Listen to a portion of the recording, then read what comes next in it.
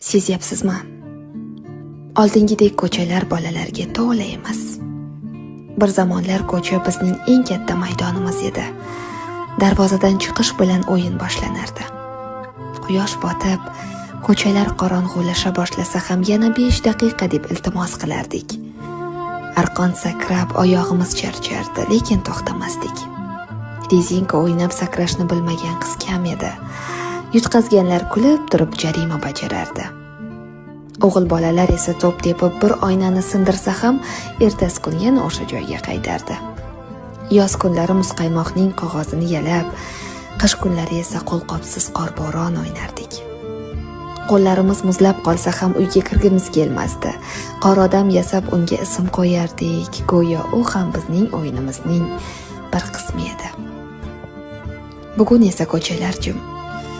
Derazalar ortida bolalar bor, lekin ularning kulgusi ko'chaga chiqmaydi.